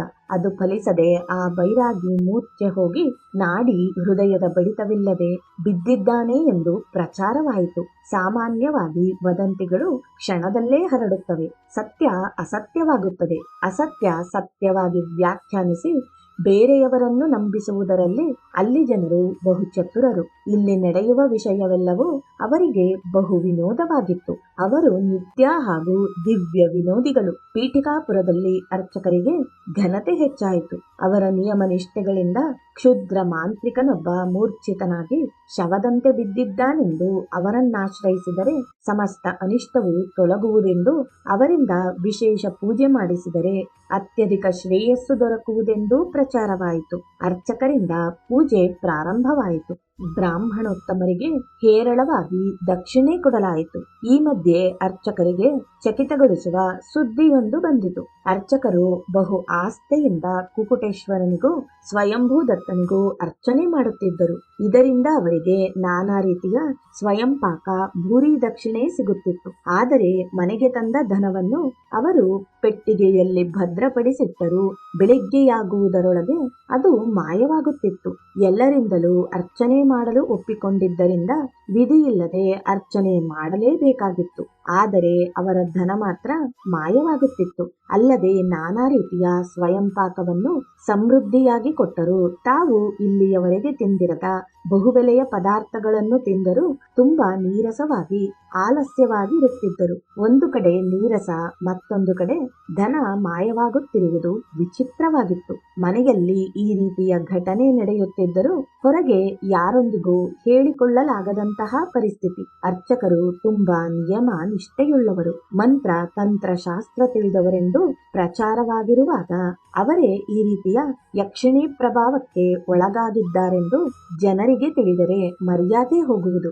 ಅದಕ್ಕೆ ಈ ವಿಷಯವನ್ನು ಯಾರಿಗೂ ಹೇಳದೆ ತಮ್ಮಲ್ಲೇ ಅಡಗಿಸಿಕೊಂಡರು. ಮೂರ್ಛೆಗೊಂಡ ಬೈರಾಗಿ ಸತ್ತಿದ್ದಾನೋ ಬದುಕಿದ್ದಾನೋ ತಿಳಿದುಕೊಂಡು ಸತ್ತಿದ್ದರೆ ಸಂಸ್ಕಾರ ಮಾಡುವುದೆಂದು ನಿರ್ಧರಿಸಿದರು. ಈ ವಿಷಯವನ್ನು ಬಾಪನಾರ್ಯರಿಗೆ ತಿಳಿಸಿದರು. ಆಗ ಬಾಪನಾರ್ಯರು ಬೈರಾಗಿಯ ಶರೀರವನ್ನು ಪರೀಕ್ಷಿಸಿ ಈತ ಮರಣಿಸಿಲ್ಲ, ಮೂರ್ಛೆಯೂ ಹೊಂದಿಲ್ಲ, ಅದೊಂದು ರೀತಿಯ ಸಮಾಧಿ ಸ್ಥಿತಿಯಲ್ಲಿದ್ದಾನೆಂದು ತಿಳಿಸಿದರು.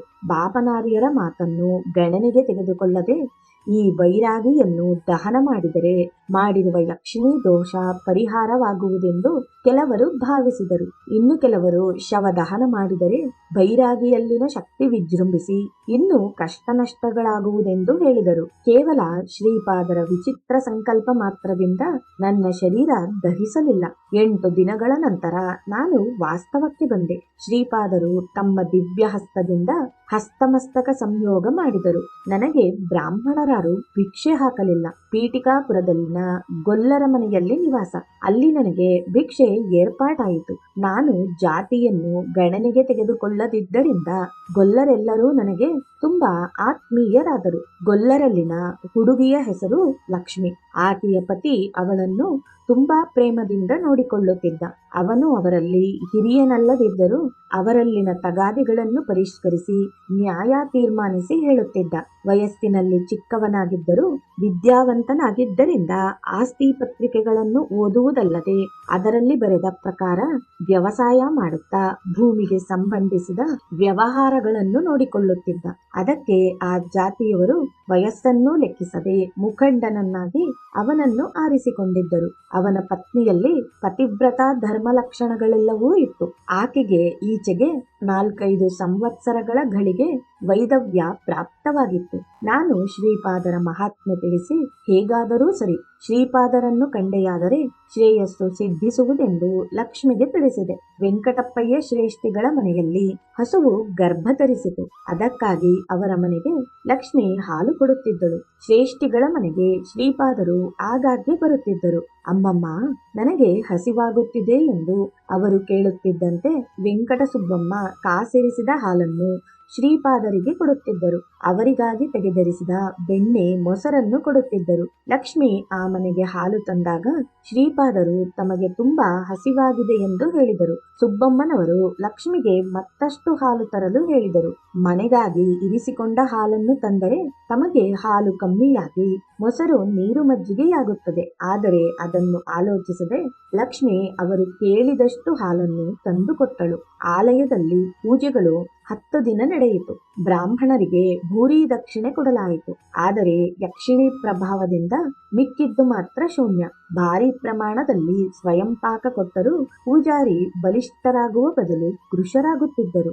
ಮಾರನೇ ದಿನ ಆ ಊರಿಗೆ ಪುರಾಣ ಪ್ರವಚನ ಮಾಡುವ ಪಂಡಿತನೊಬ್ಬನು ಬಂದನು. ಕುಕುಟೇಶ್ವರ ಆಲಯದ ಹೊರಗಿರುವ ವಿಶಾಲ ಪ್ರಾಂಗಣದಲ್ಲಿ ಪುರಾಣ ಪ್ರವಚನಕ್ಕೆ ಏರ್ಪಾಟು ಮಾಡಿದರು. ಪುರಾಣವೆನ್ನುವುದು ಶೂದ್ರರಿಗಾಗಿ, ನಮ್ಮಂತಹ ಬ್ರಾಹ್ಮಣರಿಗಾಗಿ ಅಲ್ಲ.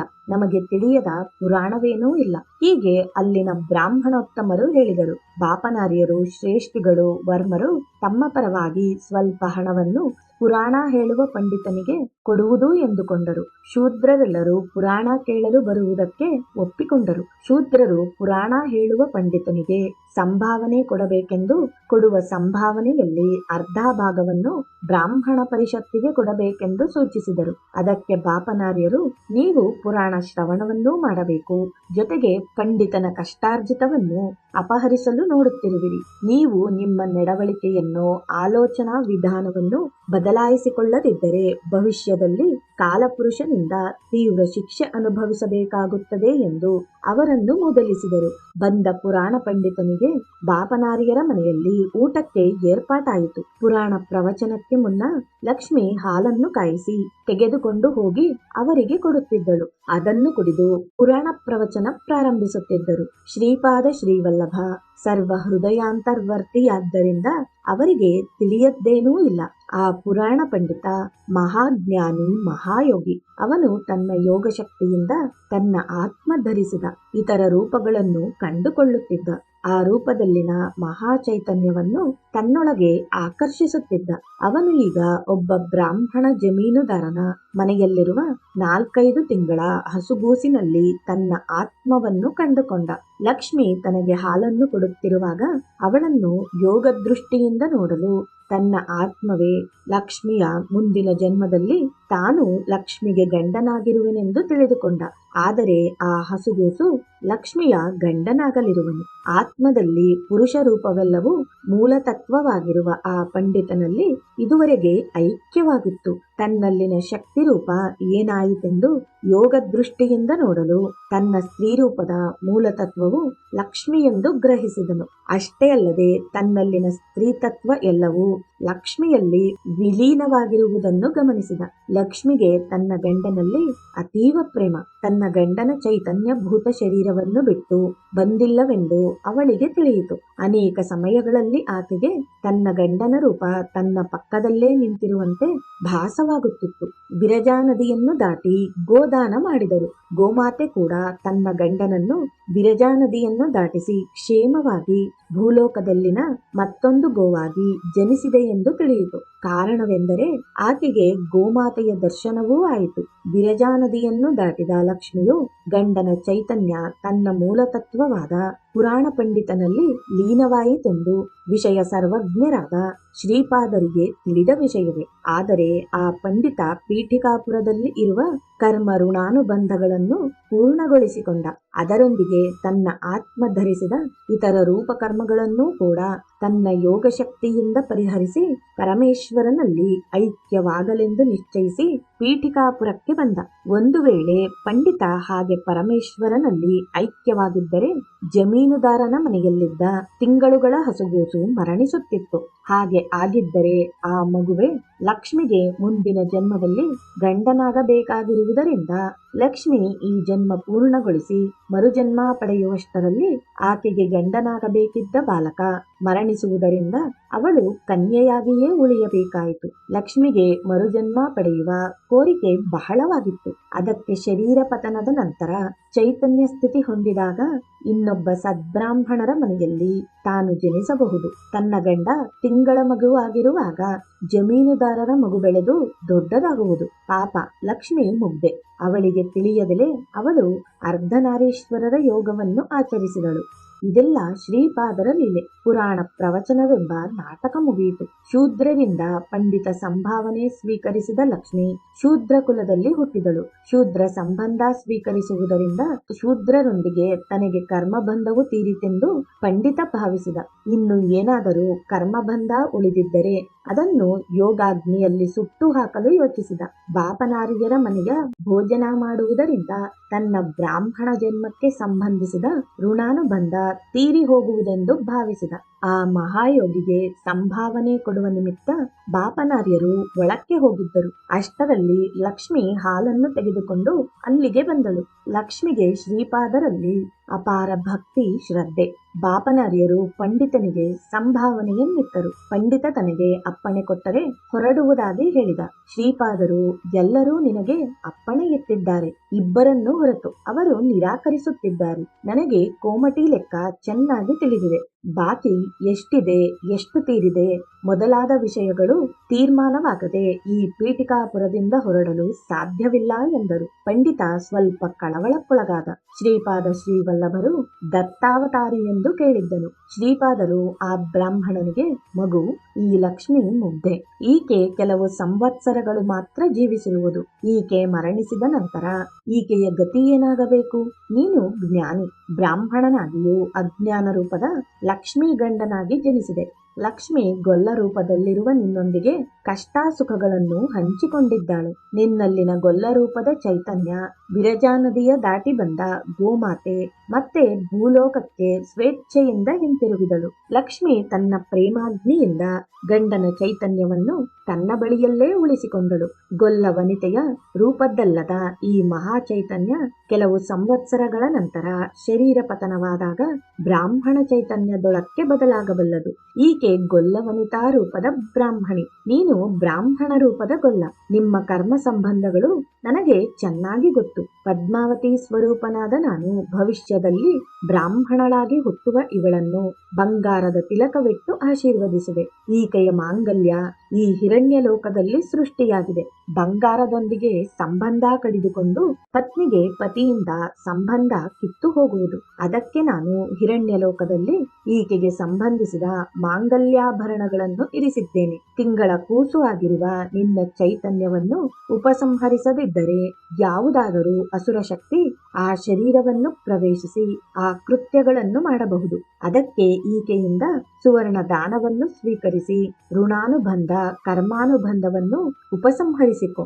ಮುಂದಿನ ಜನ್ಮದಲ್ಲಿ ಆದರ್ಶ ದಂಪತಿಗಳಾಗಿ ನನ್ನ ಭಕ್ತರಾಗುವಿರಿ ಎಂದು ಶ್ರೀಪಾದರು ನುಡಿದರು. ಮಕ್ಕಳೇ, ನೋಡುತ್ತಲೇ ಅತ್ತ ಆ ತಿಂಗಳ ಮಗು ಬೆಳೆದು ದೊಡ್ಡದಾಗುವುದು. ಲಕ್ಷ್ಮಿ ಬ್ರಾಹ್ಮಣಳಾಗಿ ಜನಿಸಿ ಅವನ ಪತ್ನಿಯಾದಳು. ಹೀಗೆ ಶ್ರೀಪಾದರ ಲೀಲೆಗಳು ಅದ್ಭುತ ಹಾಗೂ ಅಪಾರವಾಗಿವೆ ಎಂದು ಹೇಳಿದನು. ನಂತರ ಶಂಕರ ಭಟ್ಟ ಹಾಗೂ ಧರ್ಮಗುಪ್ತರು ಆ ಬೈರಾಗಿಯಿಂದ ಕಾಲನಾಗಮಣಿಯನ್ನು ಸ್ವೀಕರಿಸಿ ತಮ್ಮ ಪ್ರಯಾಣವನ್ನು ಮುಂದುವರಿಸಿದರು. ಮುಂದೆ ಸಾಗಲು ದಾರಿಯಲ್ಲಿ ಬರುವ ಗ್ರಾಮವೊಂದರಲ್ಲಿ ಒಬ್ಬ ಬ್ರಾಹ್ಮಣನ ಮನೆಗೆ ಅತಿಥಿಯಾಗಿ ಹೋಗಲು ಅವನು ಇವರನ್ನು ಆದರದಿಂದ ಕರೆದು ಊಟೋಪಚಾರದಿಂದ ಸತ್ಕರಿಸಿದನು. ಅವನ ಹೆಸರು ನಾಗೇಂದ್ರ ಶಾಸ್ತ್ರಿ ಎಂದಿತ್ತು. ಅವನ ಮನೆಯಲ್ಲಿ ನಾಗರ ಹಾವುಗಳು ಸಿಕ್ಕಾಬಟ್ಟೆ ಓಡಾಡಿಕೊಂಡಿದ್ದವು. ಆದರೆ ಅವುಗಳು ಯಾರಿಗೂ ತೊಂದರೆ ಕೊಡುತ್ತಿದ್ದಿಲ್ಲ. ನಂತರ ನಾಗೇಂದ್ರ ಶಾಸ್ತ್ರಿಯು ಇವರಿಬ್ಬರನ್ನು ಕುರಿತು ಶ್ರೀಪಾದರ ಕುರಿತಾಗಿ ತನ್ನ ಹಿಂದಿನ ಕಥೆಯನ್ನು ಹೇಳಹತ್ತಿದನು.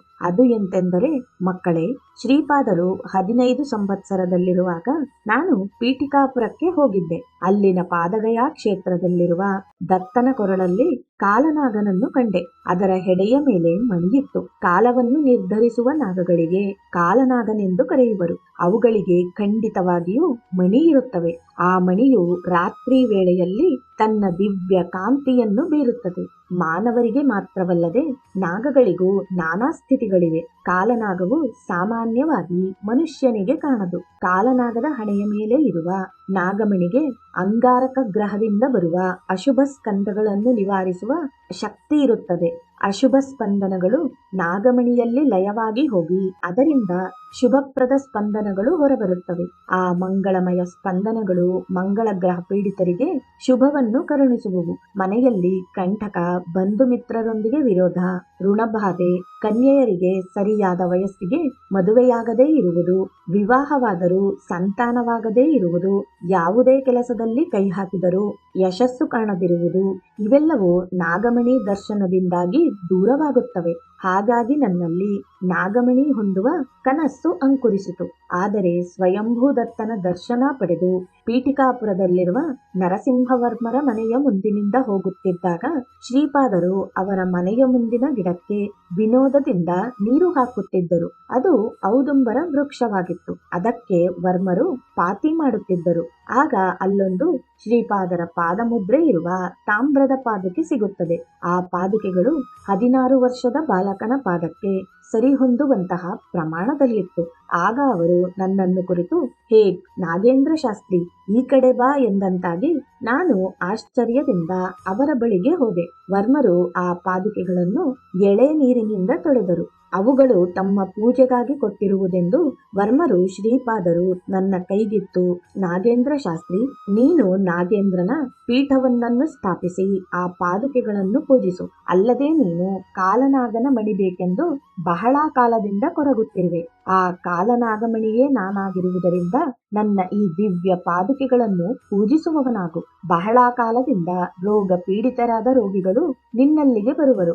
ಆಗ ನೀನು ಆ ಪಾದುಕೆಗಳನ್ನು ಪೂಜಿಸಿ ತೀರ್ಥ ಕೊಟ್ಟರೆ ಅಂಥವರ ರೋಗಗಳು ನಿವಾರಣೆಯಾಗುತ್ತವೆ. ಅಷ್ಟೇ ಅಲ್ಲದೆ ಮುಂದಿನ ದಿನಗಳಲ್ಲಿ ಶಂಕರ ಭಟ್ಟ, ಧರ್ಮಗುಪ್ತರು ನಿನ್ನ ಬಳಿಗೆ ಬರುವರು. ಅಲ್ಲಿಯವರೆಗೂ ನೀನು ಆರಾಧಿಸಿದ ನನ್ನ ಈ ದಿವ್ಯ ಪಾದುಕೆಗಳನ್ನು ಅವರಿಗೆ ಕೊಟ್ಟು ಅವರಿಂದ ಕಾಲನಾಗನ ದಿವ್ಯ ಮಣಿಯನ್ನು ನೀನು ಪಡೆಯುವುದು ಎಂದು ಶ್ರೀಪಾದರು ಆದೇಶಿಸಲು ನಾನು ಹಾಗೆ ಮಾಡಿದೆನು. ಅವರ ಅನುಜ್ಞೆಯಂತೆ ನೀವು ನೋಡುತ್ತಿರುವ ಈ ಸ್ಥಳದಲ್ಲಿ ಆಶ್ರಮವನ್ನು ಕಟ್ಟಿಕೊಂಡು ಉಳಿದೆನು. ಇಂದು ಎಂತಹ ಸುದಿನವೆಂದು ನಾಗೇಂದ್ರ ಶಾಸ್ತ್ರಿಯು ತನ್ನಲ್ಲಿರುವ ಶ್ರೀಪಾದರ ಪಾದುಕೆಗಳನ್ನು ಶಂಕರ ಭಟ್ಟ ಹಾಗೂ ಧರ್ಮಗುಪ್ತರಿಗೆ ನೀಡಿ ಅವರ ಬಳಿ ಇರುವ ಕಾಲನಾಗಮಣಿಯನ್ನು ಪಡೆದುಕೊಂಡು ಅವರನ್ನು ಅಭಿನಂದಿಸಿ ಬೀಳ್ಕೊಡುವನು. ಶಂಕರ ಭಟ್ಟ ಹಾಗೂ ಧರ್ಮಗುಪ್ತರು ಮತ್ತೆ ಮುಂದೆ ಪ್ರಯಾಣಿಸ ಹತ್ತಿದರು.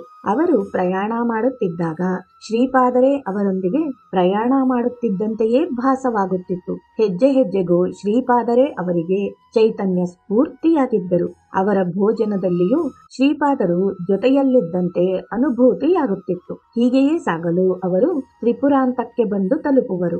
ಅಲ್ಲಿನ ತ್ರಿಪುರಾಂತಕೇಶ್ವರನ ಅರ್ಚಕರು ಭಾಸ್ಕರ ಶಾಸ್ತ್ರಿಗಳಾಗಿದ್ದರು. ಅವರು ಇವರನ್ನು ಬಹುವಾಗಿ ಆದರಿಸಿ ಸತ್ಕರಿಸಿ ನಂತರ ಹೀಗೆ ಹೇಳ ಹತ್ತಿದರು. ಅಯ್ಯ, ನಾನು ಮೂಲತಃ ಪೀಠಿಕಾಪುರದವನು. ನಾನು ಷೋಡಶಿ ರಾಜರಾಜೇಶ್ವರಿಯ ಭಕ್ತ. ಶ್ರೀಪಾದರು ನನಗೆ ರಾಜರಾಜೇಶ್ವರಿ ರೂಪದಲ್ಲಿ ದರ್ಶನವಿತ್ತು ನನ್ನನ್ನು ಇಲ್ಲಿ ಪೂಜೆಗಾಗಿ ನಿಯಮಿಸಿದರು. ಅಲ್ಲದೆ ಮುಂದೆ ನಿನ್ನಲ್ಲಿಗೆ ಶಂಕರ ಭಟ್ಟ ಹಾಗೂ ಧರ್ಮಗುಪ್ತರು ಬರುವರು. ಅವರಲ್ಲಿರುವ ನನ್ನ ಪಾದುಕೆಗಳನ್ನು ಪಡೆದುಕೊಂಡು ರಾಜರಾಜೇಶ್ವರಿ ಮಂದಿರದ ಪೂಜಾಗೃಹದಲ್ಲಿಟ್ಟು ಅರ್ಚಿಸುವುದು ಎಂದು ಹೇಳಿದರು ಎನ್ನಲು ಅವರಿಬ್ಬರು ತಮ್ಮಲ್ಲಿರುವ ಶ್ರೀಪಾದರ ತಾಮ್ರದ ಪಾದುಕೆಗಳನ್ನು ಆ ಪೂಜಾ ಮಂದಿರದಲ್ಲಿರಿಸುವರು.